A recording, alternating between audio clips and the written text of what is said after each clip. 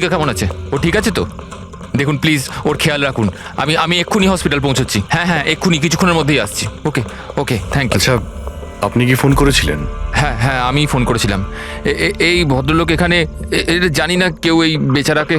আপনি এনাকে চেনেন? না স্যার, আমি তো ওকে চিনি না। কিন্তু দেখুন স্যার, আপনি বলেছিলেন যতক্ষণ না আপনি আসেন আমি এখানেই থাকি। তো আমি ছিলাম। এবার আমার হসপিটালে যেতে দিন, আমার ওয়াইফ হসপিটালে ভর্তি। গুলি সোজা মাথায় লেগেছে, মনে হচ্ছে এখনো ভেতরেই আছে।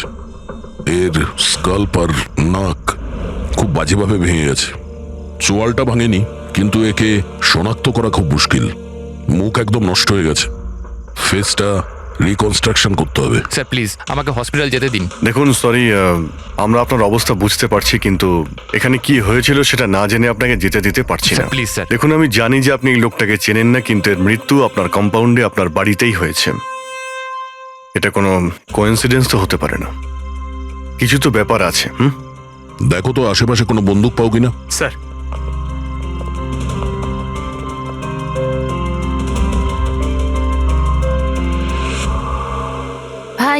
ভাই ইউ ডোন্ট ওয়ারি, আমি খবর নিয়েছি, বৌদি একদম ঠিক আছে হসপিটালে। স্যার এ আমার বোন শায়লা। রিসেপশনের পুরো ফাংশনটা এই অর্গানাইজ করেছিল। হ্যাঁ স্যার, আমরা সবাই ফাংশনে বিজি ছিলাম, তখনই গুলি চালানোর আওয়াজ শুনতে পেলাম আমরা। তার আগে কি হয়েছিল আমি আপনাকে বলছি। স্যার 2 দিন আগেই আমার বিয়ে হয়েছে মল্লিকার সাথে, আর আজকে ছিল রিসেপশন। সবকিছু ঠিকঠাক চলছিল। মল্লিকা আমার সকল বন্ধুদের সাথে, সব কলিগদের সাথে আলাপ করছিল। হ্যাঁ, কিছু লোক ছিল যাদের মল্লিকাকে নিয়ে প্রবলেম হচ্ছিল, কারণ ওরা ভাবছিল মল্লিকা আমার স্টেটাসের সমান নয়। বেদান্ত এই মেয়েটাকে বিয়ে করেছে, আর কোনো মেয়ে পেল না? কমসে কম কোনো নিজের স্ট্যাটাসের মেয়েকে নিয়ে আসতো। জানি না কোন বস্তি থেকে নিয়ে এসেছে একে। আই এম শিওর যে এই একে ফাঁসিয়েছে। কিন্তু আমার এইসব কথায় না তো কোনো সমস্যা হয়েছে, না তো হবে। হঠাৎ আমি দুজনকে পার্টিতে আসতে দেখলাম, একটা লোক এবং একজন মহিলা, হাতে ক্যামেরা, গলায় আইডি কার্ড। আমি ভাবলাম হবে হয়তো কোনো রিপোর্টার। তারপর মল্লিকার সাথে কথা বলা শুরু করলো। কে জানে কি জিজ্ঞেস করছিল ওকে, কিন্তু মল্লিকা ওদের কথা শুনে যেন বিচলিত হচ্ছিল। ও ভেতরে চলে গেল। আমি ভাবলাম আমি গিয়ে ওকে আটকাই। আমি রিপোর্টারগুলোর পিছু নিতেই যাচ্ছিলাম কি কেউ একজন আমায় ডাকলো। ওর কয়েক মিনিট বাদেই গুলি চলার আওয়াজটা এলো, আর আমরা সবাই ছুটে বাইরে বেরিয়ে এলাম। আপনারা পিছনে থাকুন, পেছনে সরে দাঁড়ান। সরুন। আর তারপরেই আমি আপনাকে ফোন করলাম, আর মল্লিকাকে হসপিটাল নিয়ে যাওয়া হলো। আচ্ছা, ওই যে দুটো রিপোর্টার এসেছিল পার্টিতে, ওরা কি কথা বলছিল কিছু শুনেছো তোমরা? আগে না স্যার। আগে হ্যাঁ, আমি শুনেছিলাম কথা বলতে। আমি তো এখানেই দাঁড়িয়েছিলাম, আমার বন্ধুর সাথে কথা বলছিলাম। রিপোর্টারের নাম পামেলা আর করণ, আর ওরা বম্বে ক্রনিকল টাইমসের ছিল। গুড, এ তো খুব ভালো কথা। আর কিছু শুনেছিলেন? আপনার সঙ্গে কোনো কথা বলেছিল ওরা? না, ওরা মালিকাকে জানি না কেমন অদ্ভুত প্রশ্ন করছিল। তুমি কখনো বোট ব্লাস্টের ব্যাপারে শুনেছো? তুমি নিশ্চয়ই বোটে বন্দুক সহ একজন মানুষকে দেখেছো। নো প্রবলেম, আমি নিজেই খুঁজে নেব। বেচারি মালিকা খুব ঘাবড়ে গেছিল আর ভেতরে চলে গেল, আর কিছুক্ষণ পরে গুলির আওয়াজ পাওয়া গেল। এরকম পাগল রিপোর্টার আমরা অনেক দেখেছি, আর আপনারাও খুব ভালোভাবে জানেন যে কোনো কারণ ছাড়া কোনো রিপোর্টার এরকম ফালতু প্রশ্ন করবে না। তো তোমার কি মনে হচ্ছে ওরা দুজন কোনো রিপোর্টার ছিল না? হতে পারে। ওরা যখন ভিতরে ঢুকেছিল তখন তোমরা গেটের সামনে ডিউটি করছিলে, তো ওদের দেখেছিলে তোমরা? গেটের বাইরে সিসিটিভি ক্যামেরা লাগানো আছে, নিশ্চয়ই ভেতরে আসলে দেখা যাবে। স্যার ওদের এন্ট্রি রেজিস্টারেও আছে, যদি আপনি বলেন তো নিয়ে আসবো। এতে বলার কি আছে, তাড়াতাড়ি গিয়ে নিয়ে এসো, যাও তাড়াতাড়ি। অভিজিৎ, এই লোকটার পকেটে না কোনো আইডি আছে, না কোনো মোবাইল আছে, পকেট খালি। আর দ্বিতীয় কথা হলো, এর মাথায় গুলি লেগেছে পেছন থেকে, আর ডাইরেকশন দেখে মনে হচ্ছে যে গুলি ভেতর থেকে চলেছে। সব জায়গা খুঁজে নিয়েছি স্যার, কোথাও কিচ্ছু নেই। আর স্যার বন্দুকটাও সে বাড়িতে রেখে যায়নি। যদি বাড়িতে রেখে যেত হয়তো সবাই ভয় পেয়ে যেত। কিন্তু এরকম তো কোনো ব্যাপার নয় স্যার, আমাদের বাড়িতে তো অনেক রকম বন্দুক আছে। কি বলছেন, বাড়িতে? হ্যাঁ, কারণ দাদা তো গানসের ডিলার না। আপনি যেটা বলেননি যে আপনি বন্দুকের ডিলার? হ্যাঁ, কোথায় রাখেন আপনার এই গান? চলুন দেখান। আর হ্যাঁ, পার্টিতে আপনি যে যে গেস্টকে ইনভাইট করেছিলেন তাদের লিস্টটা আমরা চাই। হ্যাঁ, এক্সকিউজ মি। হ্যালো, কি? হ্যাঁ হ্যাঁ, আমি আমি আমি এক্ষুনি আসছি। ঠিক আছে, আমি আসছি। আমরাও যাব আপনার সাথে আপনার ওয়াইফের সঙ্গে দেখা করতে। হতে পারে এই খুনের সঙ্গে তার অজ্ঞান হয়ে যাওয়ার কোনো না কোনো রিলেশন আছে। মল্লিকার আগের জীবনটা পুরো সাদা, একদম ফাঁকা। ইনফ্যাক্ট যে হসপিটালে আমি ট্রাস্টি, মল্লিকা ওখানকার একটা পেশেন্ট ছিল। ওর অ্যাক্সিডেন্ট হয়েছিল আর শকের জন্য ওর সমস্ত স্মৃতিশক্তি চলে গেছিল। ও কে, কোথা থেকে এসছে, ওর সাথে কি হয়েছে, ওর কিচ্ছু মনে ছিল না। ওর তো নিজের নামটাও মনে ছিল না। মল্লিকা নামটা আমরা দিয়েছিলাম। আমি যখন ওর সাথে দেখা করলাম তো খুব বিচলিত ছিল, খুব ভয়ের মধ্যে ছিল। কিন্তু ধীরে ধীরে আমি ওকে আশ্বাস দিলাম যে সব কিছু ঠিক হয়ে যাবে। আর এইভাবে মেলামেশা করতে করতে আমার ওকে ভালো লাগতে শুরু করলো। ওর আগের জীবনটা নিয়ে আমার কোনো মাথা ব্যথা ছিল না স্যার, এই জন্য আমি ওকে বিয়ের প্রস্তাব দিলাম।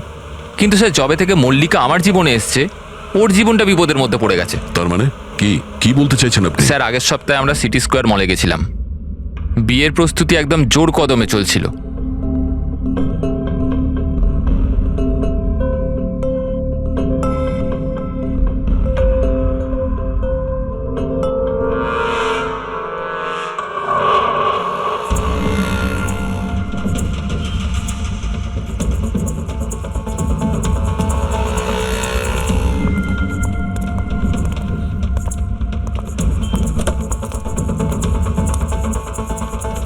ম্যাডাম, মনে হচ্ছে আমি আপনাকে আগে কোথাও দেখেছি।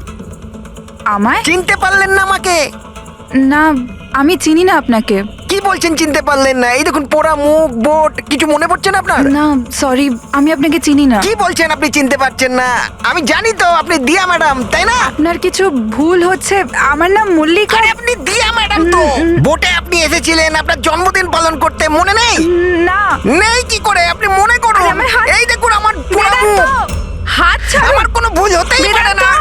আপনি চিনতে এই, পারছেন না আমাকে? ছাড়ো গে, আমি ছাড়ো চিনি গে। না আপনাকে। হাত দিচ্ছিস কেন কি গায়ে? বলছেন কি? উনি তো আমাকে চেনেন, দিয়া ম্যাডাম। এনার জন্যই আমার মুখটা পুড়ে গেছে, এখন আমাকে চিনতেই অস্বীকার করছে। তুই এখান থেকে বেরো, না হলে কিন্তু আমি পুলিশকে ডাকবো। আরে পুলিশ! আরে পুলিশ! এই, দাঁড়া, দাঁড়া। পুলিশকে ডাকবে ও। কিছু হয়নি। It's all right. চলো তুমি গাড়িতে বসো। সেই লোকটা আর কোনোদিন সামনে এসেছিল? না স্যার, কিন্তু ওর দুদিন পরে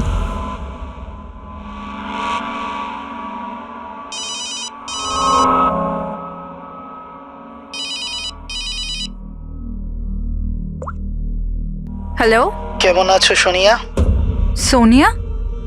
মনে হচ্ছে আপনার কোথাও ভুল হচ্ছে। এখানে সোনিয়া বলে কেউ থাকে না, রং নাম্বার। থাকে, আমি জানি। আমি ওর সাথেই তো কথা বলছি। আর খুব তাড়াতাড়ি আমি তোমার কাছে আসব, তোমার কাছে, তোমাকে মারার জন্য। বেদান্ত, তোমার এই ঘরে যে লোকটা মারা গেছে তার সঙ্গে এর নিশ্চয়ই কোনো সম্পর্ক আছে। হতে পারে ও তোমার ওয়াইফকে মারতে এসেছিল কিংবা হুমকি দিতে এসেছিল। কিন্তু একটা কথা সত্যি যে এটা সেই লোক না যার মুখে ক্ষত ছিল। আমরা চেক করেছি, কিচ্ছু ছিল না। কিন্তু 100% কোনো না কোনো কানেকশন তো আছে।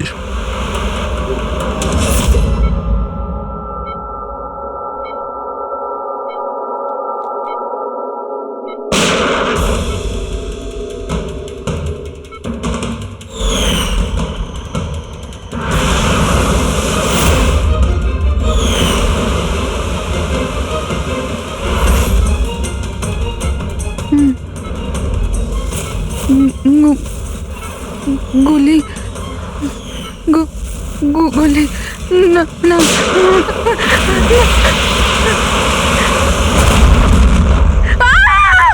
না, ইনজেকশন। না, কাম ডাউন। আমাকে ছেড়ে দাও। আমি কিছু করিনি, ছেড়ে দাও। Mallika, are you alright? Relax, তুমি হসপিটালে আছো, একদম সেফ আছো। মল্লিকা কেমন আছো তুমি? হ্যাঁ, ও গড, কেমন, ঠিক আছো তো তুমি? ঠিক আছো? ডক্টর ইশান্ত, আপনি বলছিলেন যে বেদান্তকে যে মল্লিকা একটু অস্থির হচ্ছিল, কিছু বিড়বিড় করছিল, কি হয়েছিল ওর? আসলে মল্লিকা যখন জ্ঞান ফিরল খুব অদ্ভুত ধরনের কথা বলছিল। এরকম মনে হচ্ছিল যেন ও এখানে তো আছে কিন্তু ওর মস্তিষ্ক অন্য কোথাও। মানেটা কি? এরকম মনে হচ্ছিল যেন ও কোনো পুরনো ঘটনার কথা মনে করছিল। ওর অবচেতন মন যেন ওই ঘটনাটাই দেখছে। মল্লিকা, দেখো, ঘাবড়িও না, কিচ্ছু হবে না তোমার। তুমি কি দেখেছো বলো, কি শুনেছো? গুলির আওয়াজে আমার চোখ খুলল। যখন আমি চোখ খুললাম তো আমি অদ্ভুত অদ্ভুত জিনিস দেখছিলাম।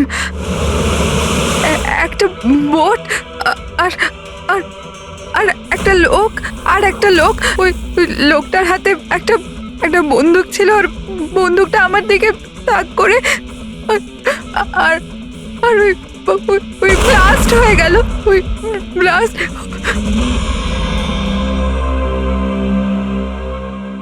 ডাক্তারবাবু, এমনটা তো নয় যে মেডিকেশনের জন্য ওর হ্যালুসিনেশন হচ্ছে? কারণ আমি কখনো ওকে কোনো বোটে নিয়েই যাইনি, তো জানি না, বুঝতে পারছি না তো আমি কিছু। ভালো হতে পারে যে তোমার সঙ্গে দেখা হওয়ার আগে কোনো বোটে গেছিল। হ্যাঁ, তবে তুমি তো বলেছিলে না যে তুমি যখন ওর সঙ্গে দেখা করেছিলে ওর আগের জীবনের কথা কিছু মনেই ছিল না? এক্স্যাক্টলি। এরকম মনে হচ্ছিল যেন ওর কোনো পুরনো ঘটনা বা ওর জীবনের কোনো মুহূর্ত ওর মস্তিষ্কে নাড়া দিচ্ছে। ডাক্তারবাবু, আপনি তাহলে বলতে চাইছেন যে এটাও মল্লিকার জীবনের গল্পের একটা অংশ? হতে পারে সেটা। আমাদের সাবকনসিয়াস মাইন্ড কখনো কখনো কোনো ঘটনাকে, ওর মেমোরিকে মনের মধ্যে আঁকড়ে ধরে রাখে। আর ওই ঘটনার সঙ্গে সম্পর্কিত কোনো ঘটনা বা জিনিস সামনে আসে, তাহলে ওই ঘটনাটা আবার পুনরায় মনে আসে। বেদান্ত, মনে হচ্ছে তোমার ভয় ঠিকই ছিল। মল্লিকার জীবনের ঝুঁকি আছে। ওই লোকটা যে তোমার বাড়িতে মারা গেছে ওই ষড়যন্ত্রের সঙ্গে যুক্ত আছে। কিন্তু এটা আপনি কিভাবে বলতে পারেন? সেই কারণেই তো করোনার পামেলা মল্লিকাকে উল্টোপাল্টা প্রশ্ন করছিল যে তুমি কখনো কোনো বোটে চেপেছো কিনা, কিংবা কোনো লোককে বন্দুক হাতে দেখেছো কিনা। এই কেস একটা অন্যের সঙ্গে যুক্ত। প্রথমে তো এটা জানতে হবে বেদান্তর ঘরে ওই গুলিটা চালিয়েছে কে।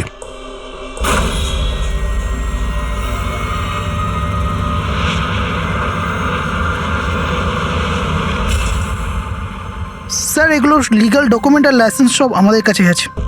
আচ্ছা, এখানে এই রুমে কারা কারা আসতে পারে? এখানে বেদান্ত স্যার, মল্লিকা বৌদি আর শায়লা ম্যাডাম ওনার বন্ধু আসতে পারে। অদ্ভুত তো, এখানে তো সবাই আসতে পারে। অনেকে এখানে আসতো, তার মানে তো যে কেউ বন্দুক নিয়ে এখান থেকে ইউজ করতে পারে।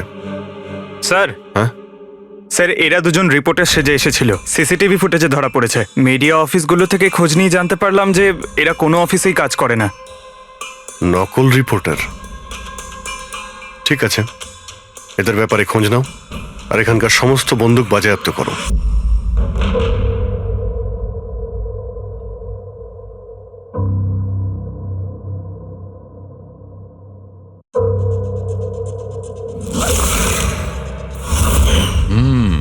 থ্যাংক গড এর চোয়ালের হাড়গুলো আর চিক বোনটা ঠিক আছে, নাহলে মুখটা তৈরি করা খুব মুশকিল হয়ে যেত। বেশিরভাগ খুলিটা তো ভেঙে চৌচির হয়ে গেছে। যাই হোক, এই হাড়গুলো দিয়ে তো মুখটা বানানো যেতে পারে।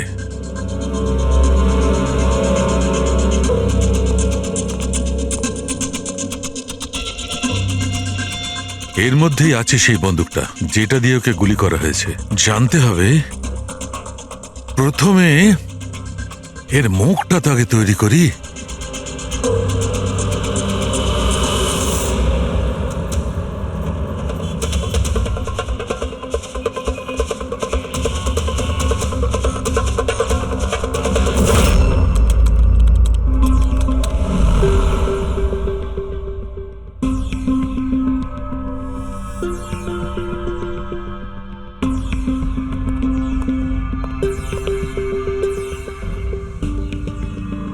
মল্লিকার কাছে যে সোনিয়ার নাম করে হুমকি দেওয়া ফোন আসছিল সেটা পিসিও থেকে আসছিল, সেখান থেকে খুঁজে বের করা খুব মুশকিল। আর এই লোকটা মানে অর্ধেক পুড়ে যাওয়া লোকটা যে ওকে ভয় দেখাচ্ছিল, এর কোনো ক্রিমিনাল রেকর্ডও নেই।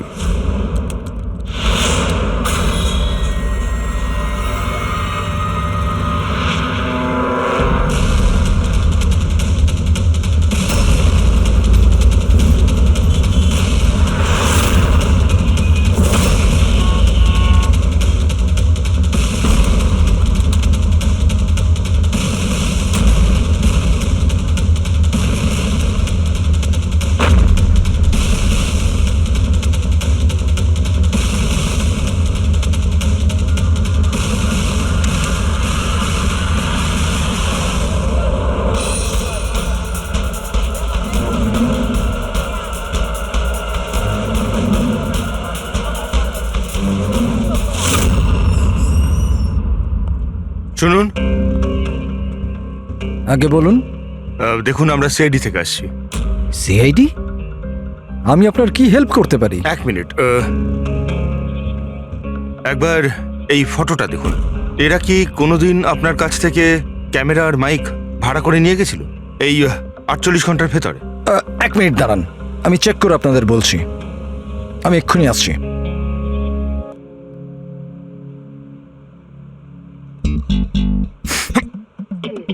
কি হয়েছে? আরে ধরিস না, খারাপ হয়ে যাবে। কিচ্ছু হবে না। আরে ওগুলো তো দেওয়ালে এমনিই টাঙানো রয়েছে। কি ফ্রেডি স্যার? আগে হ্যাঁ, এ করণ আর পামেলা, এরা 48 ঘন্টা আগে আমাদের এখান থেকেই মাইক আর ক্যামেরা ভাড়া করেছিল।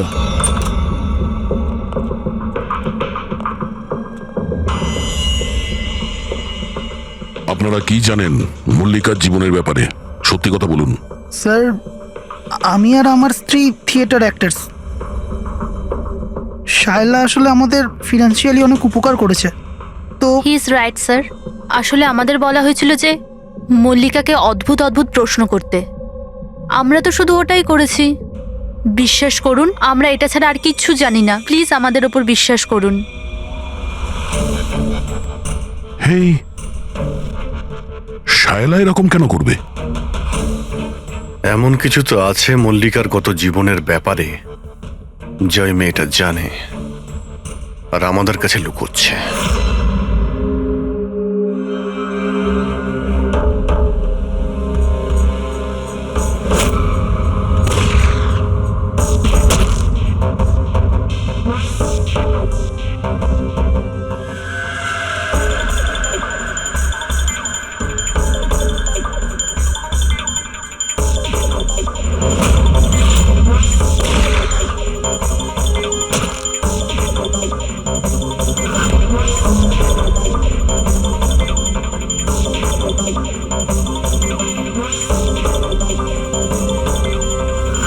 তাহলে এইটা হচ্ছে ওর মুখ।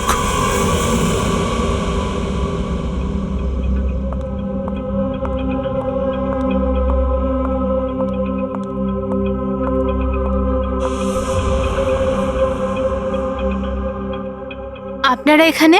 দাদা বৌদি তো নেই বাড়িতে, ওরা হসপিটালে গেছে চেক আপের জন্য। হ্যাঁ, সেটা আমরা জানি।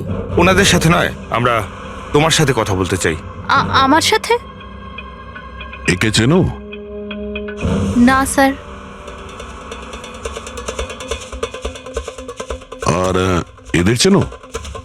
না স্যার। আরে এরা তোমার থিয়েটারের বন্ধু। তুমি তো এটা বলনি যে তুমি অ্যাক্টরদের কাজও দাও। এই পার্টিতে তুমি ওদের ডেকেছিলে না মল্লিকাকে ভয় দেখাতে আর উল্টোপাল্টা প্রশ্ন করার জন্য? এবার তাড়াতাড়ি বলে দাও, এসব তুমি কেন করেছিলে? কি জানো তুমি মল্লিকার ব্যাপারে? হ্যাঁ, ওর আগের জীবনের ব্যাপারে? আর সেই লোকটার ব্যাপারেও যার মৃত্যু তোমাদের বাড়িতে হয়েছে? আমি কিচ্ছু জানি না। মানে বলতে চাইছি, আমি মল্লিকার ব্যাপারে কিচ্ছু জানি না। আমি তো শুধু অতটুকুই জানি যতটা আমাকে ওই লোকটা বলেছিল, যার মুখটা পোড়া। তুমি ওই লোকটাকে চেনো? হ্যাঁ স্যার, যেদিন ওই লোকটা মল্লিকাকে হুমকি দিয়েছিল আমি ওখানেই ছিলাম। আর যখন দাদা মল্লিকাকে সামলাচ্ছিল তখন আমি ওই লোকটার পেছনে গেছিলাম। শোনো। কি হলো? কে তুমি? আর তুমি মল্লিকাকে কি বলছিলে? কি করে জানো তুমি ওকে? এটা আপনি আমায় কেন জিজ্ঞেস করছেন? ওনাকে জিজ্ঞেস করুন যে মল্লিকা সেজে ঘুরে বেড়াচ্ছে, ওনাকে জিজ্ঞেস করুন। দিয়াকে উনি বলবেন যে 1 বছর আগে কি হয়েছিল বোটে। হ্যাঁ, এই দেখুন, এই সব কিছু ওর পরিণাম। হ্যাঁ, আমাকে জিজ্ঞেস করছে কে মল্লিকা। আমার মল্লিকাকে নিয়ে কোনো চিন্তা নেই, কিন্তু আমি শুধু আমার দাদাকে নিয়ে চিন্তিত। আর আমি চাই না ওই পাগল মেয়েটার জন্য আমার দাদাকে হারিয়ে ফেলি। স্যার, এর থেকে বেশি আমি কিচ্ছু জানি না, সত্যি বলছি। স্যার, তার মানে এটা তো ডেড এন্ড। ঠিক আছে, আপনি যান। এখন তো একটাই রাস্তা আছে। প্রথমে এটা জানতে হবে যে 1 বছর আগে কোন বোটেই অ্যাক্সিডেন্টটা হয়েছিল।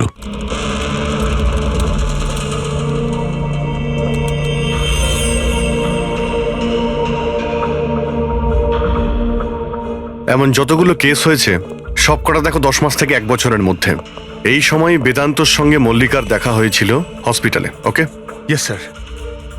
একবার যদি বোটে ব্লাস্টের ব্যাপারটা পরিষ্কার হয়ে যায় তাহলেই তদন্ত এগোনো যাবে। স্যার হ্যাঁ পেয়ে গেছি।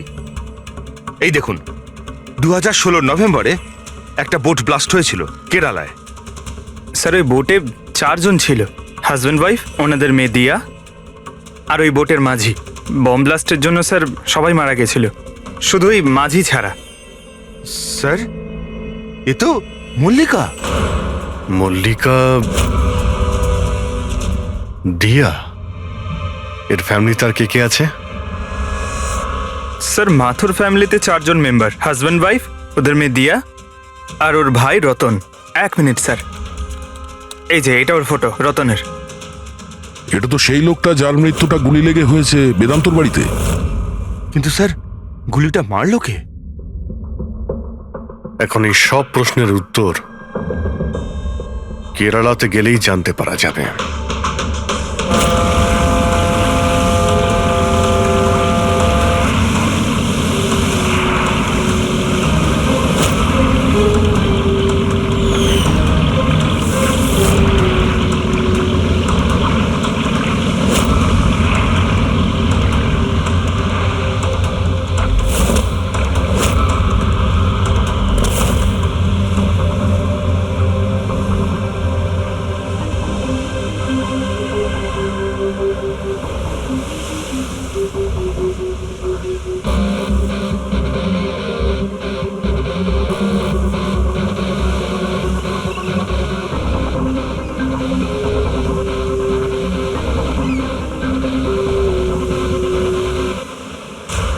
এই জালটাকে ভালো করে ধুতে হবে। সুব্রমণিয়ম, ভালো করে দড়ি দিয়ে বাঁধো। আগে আপনি সুব্রমণিয়ম? হ্যাঁ। সিআইডি, মুম্বাই। 1 বছর আগে ডিসেম্বর 2016-তে আপনার বোটে ব্লাস্ট হয়েছিল, সেই ব্যাপারে জানতে এসেছি। তাতে একজন পুরুষ আর একজন মহিলা মারা গেছিল, আর ওর মেয়েটা হারিয়ে যায়। আপনার বোটের মাঝিও তো ছিল ওতে। মাঝি? হ্যাঁ, আপনার বোটের মাঝি তো ওই বোটেই ছিল। হ্যাঁ স্যার, মাঝিও ছিল। প্রচুর লোকসান হয়ে গিয়েছিল আমার। 3 জন লোকের ফ্যামিলি এসেছিল, ভাড়া নিয়েছিল আমার নৌকোটাকে। ওদের ওই আইল্যান্ডে যাওয়ার কথা ছিল, নিজের বাংলোতে। স্যার হঠাৎ ব্লাস্ট হয়ে গেল, সব শেষ। আমার নৌকোটাও, আমার মাঝিটাও, ও বেচারাও খুব কষ্ট পেয়েছিল। অর্ধেক মুখ জ্বলে গিয়েছিল ওর। আচ্ছা, এই কান্তকে এখন কোথায় পাওয়া যাবে? এখন বলতে পারবো না স্যার, আমি জানি না ও কোথায় থাকে এখন।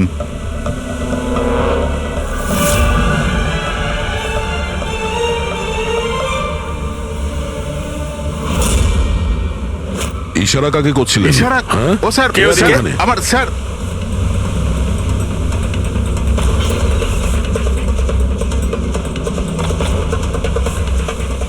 এই এই এই, দাঁড়া।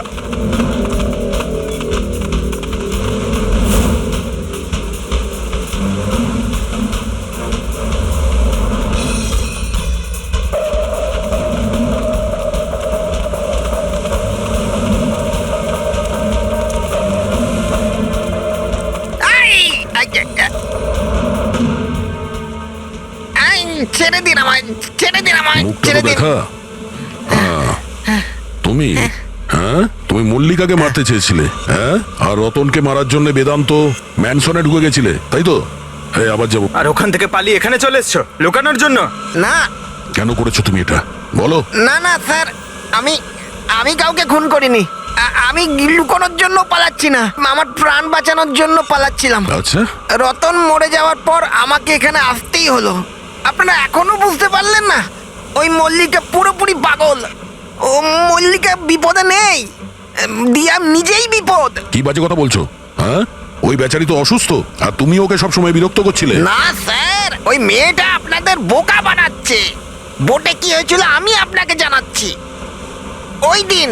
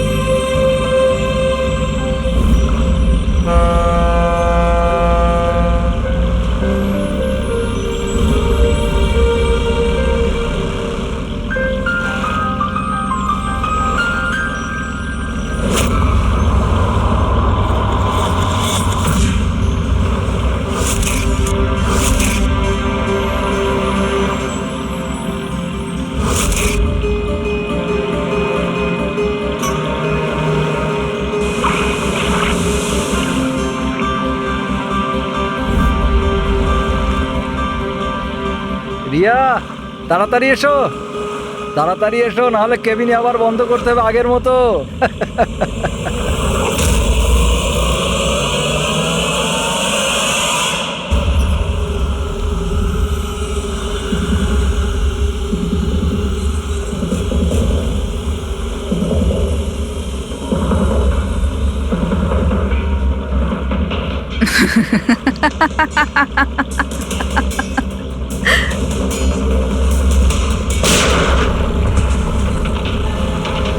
এটা আপনি কি করলেন? নিজের বাবা মাকে মেরে ফেললেন। দিয়া ম্যাডাম, এটা আপনি কি করলেন? কে দিয়া ম্যাম? আমার নাম সোনিয়া।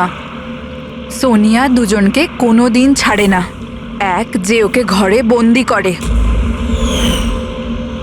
দ্বিতীয়, যে ওকে খারাপ কাজ করতে দেখে আমাকে নেয়। মারবেন না।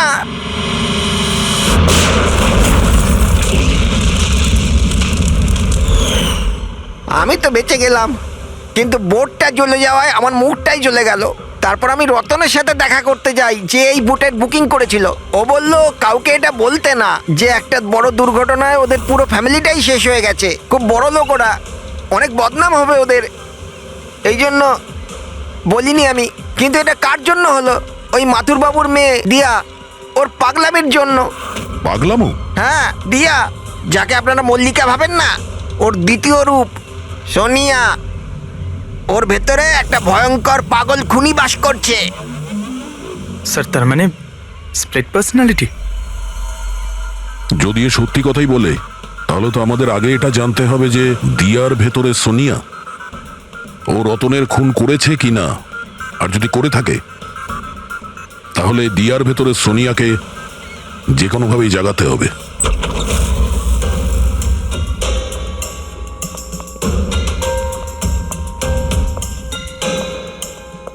মিস্টার বেদান্ত, আপনি কিছুক্ষণের জন্য এখান থেকে চলে যান তো। আরে কিন্তু আপনারা এইসব করছেনটা কি? তুমিও চলে যাও এখান থেকে। কিন্তু কিছু বলুন তো, ব্যাপারটা কি? সবকিছু বলবো, আপনি আগে এখান থেকে চলে যান প্লিজ। যান যান বাইরে। যান, তুমিও যাও। না না, আপনি না, আপনি ওখানে বসুন। স্যার, আপনি বসুন ওখানে। বেদান্ত, চলুন বসুন ওখানে। কি হয়েছে স্যার? সব ঠিক আছে? কিছু হয়নি, এবার হবে। আজকের পর থেকে না আপনি বেদান্তর সঙ্গে দেখা করবেন, আর না ওর বোনের সঙ্গে। শুধুমাত্র এদের দুজনের সঙ্গেই না, তুমি কারোর সঙ্গে দেখা করবে না। হ্যাঁ, কিন্তু কিন্তু বাদ দাও। একটা কথা পরিষ্কার করে শুনে রাখো সোনিয়া, না তুমি কারোর সঙ্গে দেখা করবে, আর না কারোর সঙ্গে কথা বলবে। আর আমাদের পারমিশন ছাড়া তুমি এই বাড়ি থেকে এক পাও বাইরে রাখবে না। এই বাড়িতে তুমি বন্দি। সোনিয়া। কেন কেন কেন যাব না? যাব, নিশ্চয়ই যাব। যাব। এইভাবে কথা বলবে না, আমি যাবই। তুমি কোথাও যাবে না। তুমি এইভাবে কথা বলবে না। বাইরে যাওয়া তো দূরের কথা, এই জলটা এখানে রাখা রইল। আমাদের পারমিশন ছাড়া তুমি এই জলটাও খেতে পারবো না, বুঝেছো?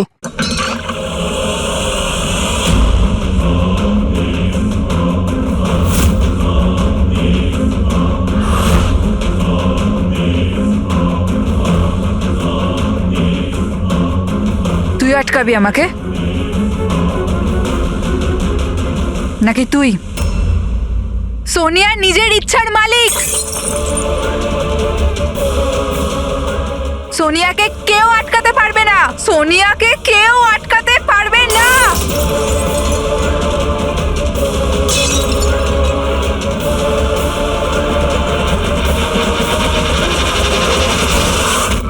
কাউকে ছাড়বো না, কাউকে ছাড়বো না আমি। ছাড়ো, ছাড়ো, ছাড়ো। এদিকে চুপ করে, চুপ করে বসো। না, না, কিচ্ছু করতে পারবে না তোমরা, কিচ্ছু করতে পারবে না। সোনিয়া থাকতে দিয়ার কেউ কিচ্ছু করতে পারবে না, কিচ্ছু করতে পারবে না।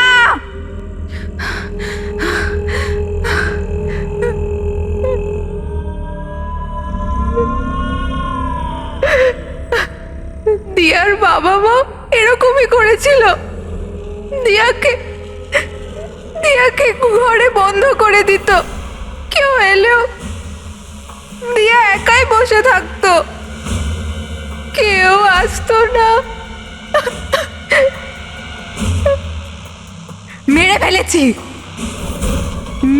ফেলেছি আমি দিয়ার বাবা মাকে। তোমাদেরও মেরে দেব, তোমাদের সবাইকে মেরে দেব। কে তুমি? তোমার আসল পরিচয় কি?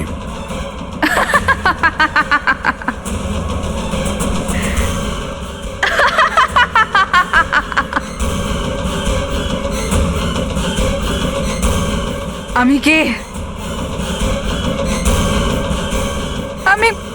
আমি দিয়া, আমাকে বাঁচাও। আমি দিয়া, প্লিজ আমাকে বাঁচাও, প্লিজ। রতনকে তুমি মেরেছো না? হ্যাঁ, যাতে ও বেদান্ত আর শায়লাকে তোমার আসল পরিচয় না দেয়, তাই তো? এটা কি বলছেন স্যার? রতন এখানে এসেছিল? রতনের ডেথ কি এই বাড়িতেই হয়েছিল? আমার বাড়িতে রতনের ডেথ হয়েছে? ভালো হয়েছে, খুব বিরক্ত করতো আমাকেও। যদি আমি ওকে গুলি মারতে পারতাম কত মজা হতো। সবাই মরে যেত আমারই হাতে, তোমাদের সবাইকে আমি মেরে ফেলবো।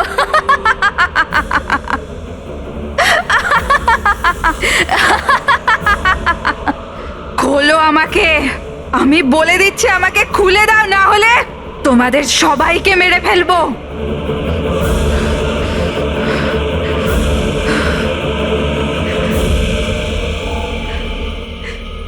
ছেড়ে দাও না দিয়াকে, প্লিজ প্লিজ আমায় ছেড়ে দাও। আমি কিচ্ছু জানি না।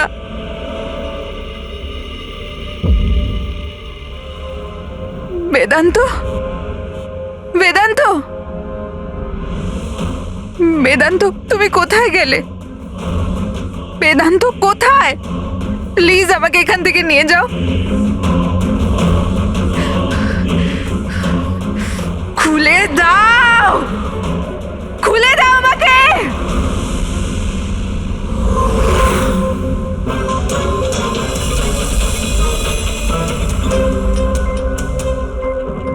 এই হচ্ছে সেই বন্দুক যেটা থেকে গুলি করা হয়েছে।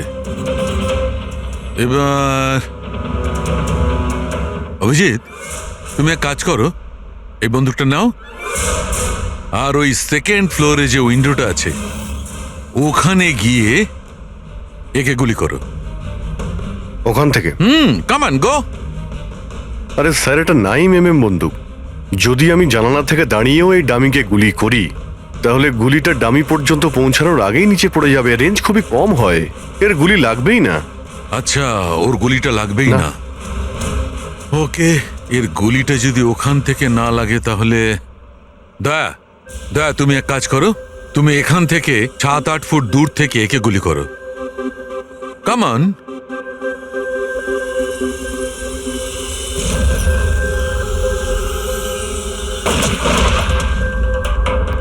আপনি প্রমাণ কি করতে চাইছেন ডক্টর সালুখে?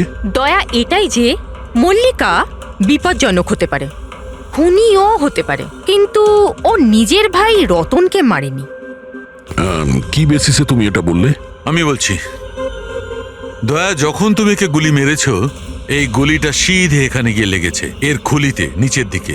হ্যাঁ, যদি এই গুলিটা সেকেন্ড ফ্লোর থেকে ছোঁড়া হতো তাহলে অভিজিৎ যেমন বলেছে ওই গুলিটা এখানে এসে পৌঁছতোই না, নিচে পড়ে যেত। আর মনে করো যদি ওটা খুব পাওয়ারফুল গান হয়, গুলি একে লেগেও যায়, তাহলে গুলিটা এর ওপর থেকে নিচের দিকে লাগতো, কারণ গুলিটা এইভাবে আসতো এই ওপর থেকে নিচের দিকে। কিন্তু আমি যে ক্ষতটা পেয়েছি ওটা একদম সিধে গেছে, সিধে। সেই জন্য মল্লিকা এই গুলিটা চালায়নি। স্যার, কিন্তু যদি মল্লিকা গুলি না চালায় তাহলে কে চালালো? এই গুলিটা যেই চালিয়ে থাকুক ও এখানেই ছিল, এই গ্রাউন্ড ফ্লোরে, এরই আশেপাশে। তার মানে স্যার ও পার্টিতে উপস্থিত ছিল, আর যখন পার্টিতে ছিল তাহলে পার্টির জামা কাপড় পরেছিল। আর যদিও গুলি চালিয়েই থাকে তাহলে ওর কাপড়ে গান পাউডারও থাকবে। কারেক্ট। বেদান্তর বন্ধু মল্লিকা আর ওর ননদ আর ওই যে দুজন নকল রিপোর্টার ছিল না, ওদের সবার ড্রেস নিয়ে আসো, ওদের না জানিয়ে।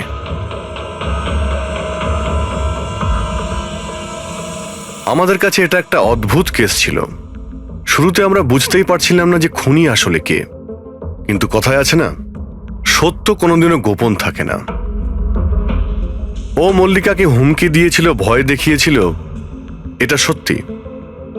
আর 1 বছর আগে মল্লিকা ওর বাবা মাকে খুন করেছিল, এটাও সত্যি। কিন্তু মল্লিকার ভাইয়ের খুন না মল্লিকা করেছে আর না নৌকো চালক করেছে। রতনের খুন সেই করেছে যে রতনের খুব কাছে দাঁড়িয়েছিল, একদম কাছে। আর সে শুরু থেকেই আমাদের চক্রব্যূহতে ফাঁসিয়ে রেখে দিয়েছিল, আর আমরা ঘুরেই যাচ্ছিলাম। শেষ পর্যন্ত সে তারই চক্রব্যূহতে ফেসে যায়। ও আমাদের অনেক মিথ্যে কথা বলেছে, অনেক মিথ্যে, কিন্তু সত্যি বেশি দিন গোপন থাকে না। বেদান্ত, তুমি আমাদের অনেক মিথ্যে বলেছ, কিন্তু তোমার এই ড্রেস সত্যিটা বলে দিয়েছে। আমরা তোমার জামার থেকে গান পাউডার পেয়েছি।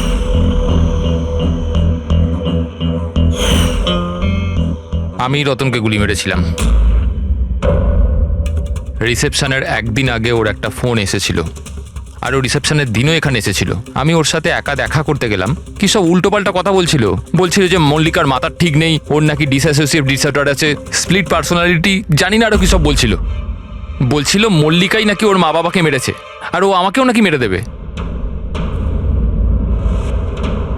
খুব রাগ হয়েছিল ওর ওপরে। যখন আমি ওর কথা না শুনে ওকে এখান থেকে বেরিয়ে যেতে বললাম, তো আমাকে ধমকি দিল যে ও নাকি পুলিশে গিয়ে সব কিছু বলে দেবে। ও তো ভয় পাচ্ছিল যাতে মল্লিকা না ওর খুন করে দেয়। তারপরে খুব অদ্ভুত কথা বলছিল যে মল্লিকা পাগল হয়ে গেছে, জোরে জোরে চিল্লাতে শুরু করে দিল। বলছিল যে মল্লিকাকে ঘরের ভেতর আটকে রাখো, না হলে সবাইকে মেরে দেবে। আমি ওর কথা শুনলাম না, আর ওকে বললাম যে ও যেন ওখানেই দাঁড়ায়।